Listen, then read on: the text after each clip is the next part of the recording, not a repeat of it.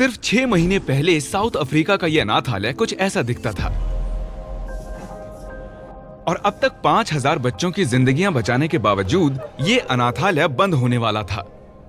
पर जब हमने इस बारे में सुना तब हमने पक्का किया कि वैसा बिल्कुल ना हो। इसीलिए हमने यहाँ बनाए 12 नए घर जिन्हें लगातार ताज़ा खाना मिलता रहे और उसके साथ ही एक ब्रांड न्यू प्लेग्राउंड। ये हैं मामा रोजी, जिन्होंने ये बफूमा लेले ऑर्फनेज 30 साल पहले शुरू किया था, जब पहली बार उन्हें चौखट पर एक बच्चा मिला।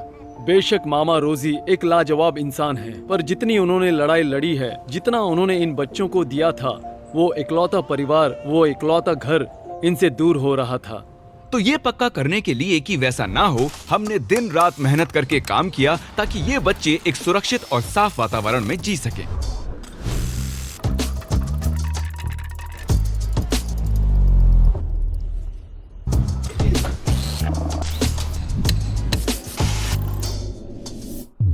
हमने ये भी ख्याल रखा कि मामा रोजी को उनके इस सरप्राइज के बारे में कुछ भी पता ना चले। ये बहुत ही कमाल होगा।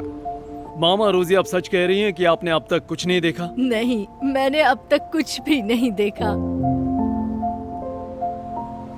आप रेडी हो? Ready ready ready. तो पट्टी हटाते हैं। नहीं।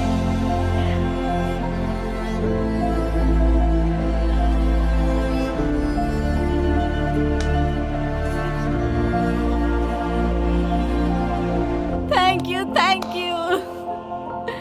अनाथालय में रहने वाले बच्चों को उनके नए घर का सरप्राइज देने से पहले हमें ऐसे एक इंसान को ढूंढना था जो मामा रोजी के दिल के बहुत करीब था। जब आखिरी बार हम यहाँ थे तब मामा रोजी ने यामकिला नाम के लड़के की बात की थी, जो 14 साल पहले एक म्यूजिशियन बनने के लिए अनाथालय को छोड़कर चला गया था। इसलिए डैरन और डैन, जो केप टाउन के फिल्म मेकर और म्यूजिशियन हैं, उन्होंने उसे इस बड़े सरप्राइज के लिए खोज निकाला।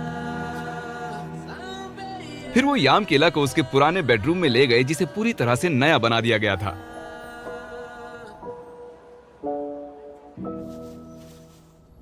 कई महीनों की मशक्कत के बाद आखिरकार बच्चों को सरप्राइज देने का वक्त आ ही गया।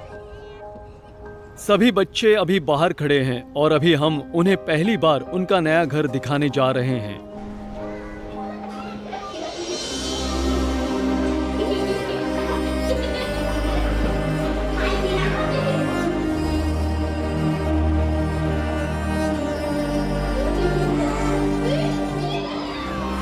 बहुत बहुत शुक्रिया। आपने इन बच्चों को एक इज्जतदार जीवन दिया। इससे इन्हें खुद की कीमत पता चली, इनका आत्मविश्वास बढ़ गया, इन्हें यकीन हो गया ये भी ऐसे अच्छे घरों में रह सकते हैं।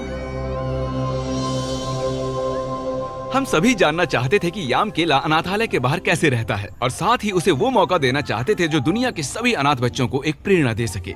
ओह, आ जाओ, मैं तुम्हें कुछ दिखाना चाहती हूँ। आ जाओ। मैंने सालों से इसे संभाल कर रखा है। तुम्हें ये गिटार याद है? इसे तुम सामने वाले पेड़ के नीचे बजाते थे।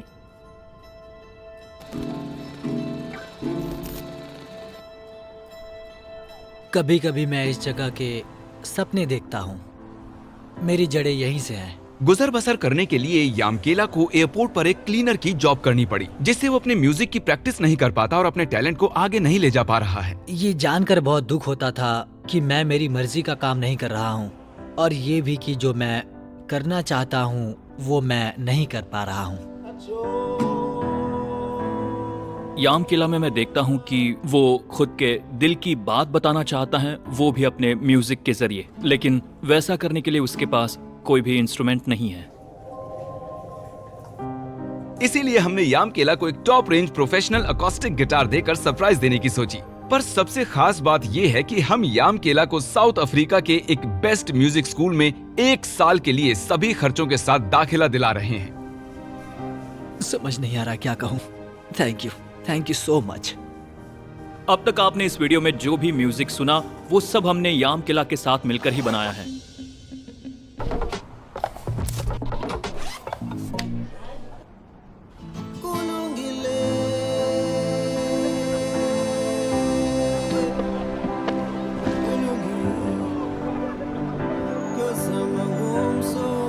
बापू मालेले इसी तरह अच्छा काम करता रहेगा, जिंदगियां बचाता रहेगा। बहुत बहुत शुक्रिया।